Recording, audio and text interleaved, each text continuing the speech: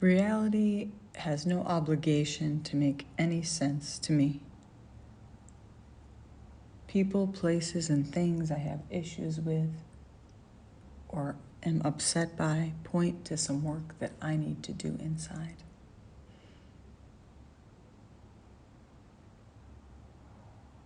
There is nothing I can do about certain situations in my life. Therefore, acceptance is the practice.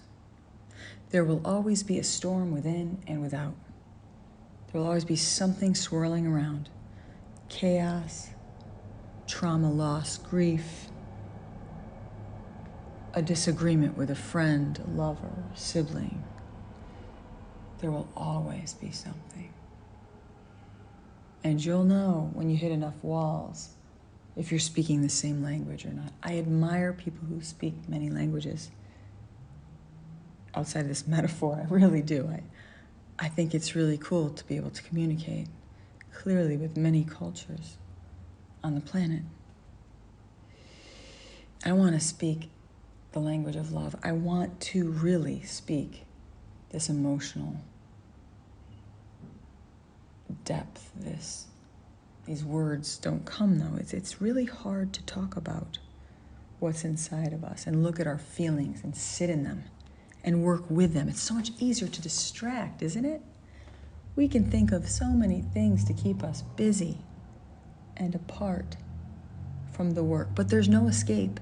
You can squish feelings and compartmentalize them and tuck them away, and they will emerge in other scenarios, in other conditions, in other relationships.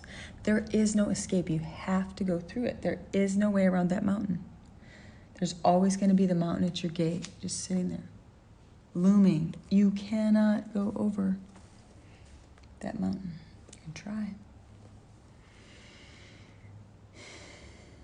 To realize the potential for this peace and serenity of acceptance of reality is what excites me. I may never get there. This practice might be something I'm doing imperfectly for the rest of my life. My goal is to cause no harm. Sometimes I still do. It's remarkable how much I can fail. What doesn't bother me is what other people think of me. What doesn't bother me as much anymore is the way I appear. I want to understand what I'm looking at, not what's looking at me. I want to understand your language, not force you to understand mine. And yet, my capacity is greatly diminished with this disease called Parkinson's. My neurology and my executive functioning in particular is shot. My cat likes to yell the second I sit to meditate. And I open his treats like this, and I shoot some treats across the room, and like a little hockey player, he goes chasing them. It's great. What he really wants is more attention. But as I bend to pet him or get down near him, he'll sort of run away. He just wants to play. I'm guessing. See, now there's a story right there. Do I really know what he wants? Not really. Can anybody know what anybody else wants? No. And we're not mind readers, as it turns out. We can ask for clarity. We can talk it out. It doesn't work on text, that much I know. It's best in person, and only then have I ever found any kind of reconciliation, which is really a gift. Usually we don't get closure. We don't get reconciliation, even with ourselves. But if I sit with it, reflect upon it, and if I live a more contemplative life that is present instead of escaping with my busyness, my addictions to technology or shopping or whatever. And what are we going to do with all this stuff anyway? We can't take it with us. The material world is illusory and will disappear. It's a transition. I don't know how many homes I've cleared out from loved ones or friends who died. And those love notes and those plans that went fluttering out of the bookshelf, the letters never sent, feel both tragic and quite lovely. We all have those. It can be a vicious cycle unless we accept. It's hard to do this work.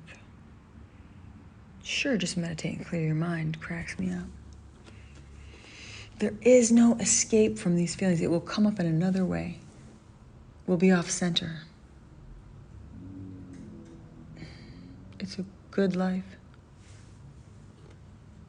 We can pull the heart open a bit, take off the masks, come down to earth, and ask, why am I feeling this way? Instead of, why is someone else doing such and such? Why did he or she or they say what they did? You know, it doesn't matter. What's happening right now? Where are your feet? Where is it in your body?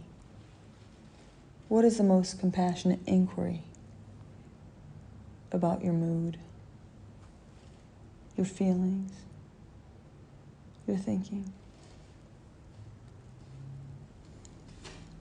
What are those mechanisms within? We can't control the storm. Maybe we are the storm sometimes.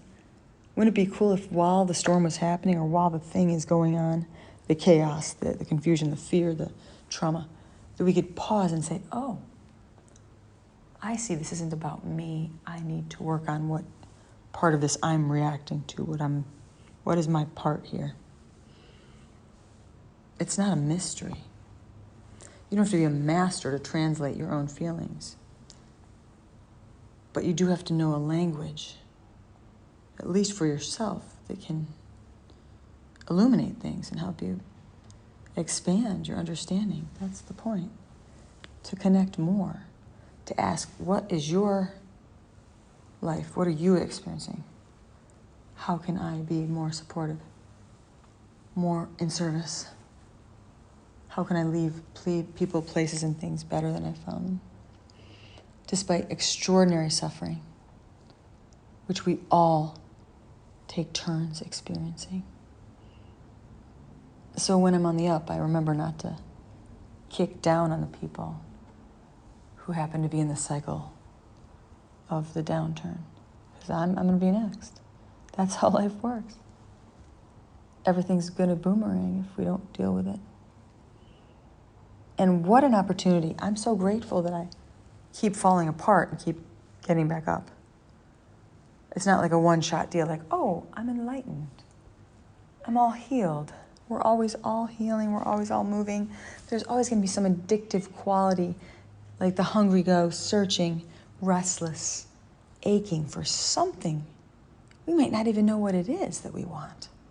Or we may fixate on someone or something we think is going to solve our problems. If I get the nicer car, the better place, the more successful business, I will feel good. I will be loved. No. Build it and they will come. Do you love yourself? Do you like yourself? Just start there. What's the crazy wisdom of getting persecuted or feeling slighted or misunderstood and doing nothing about it, not hitting back? I'm still working on that. I appreciate you listening and being here. This was brought to you by insomnia and coffee and a cat who likes to sing. What if the challenges are the gift? What if the challenges that you see as impediments, as horrors, as things that you don't want to deal with, what if that's where the good stuff is? Imagine. Just pause and sit with that for a bit. Dig into those feelings. Don't indulge, just dig in for a little while. You can even set a timer if you need to. Not one for setting timers, but works for some people. Let me know how it goes.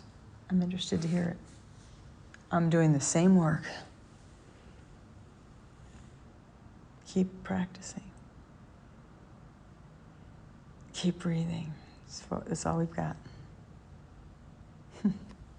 Thanks.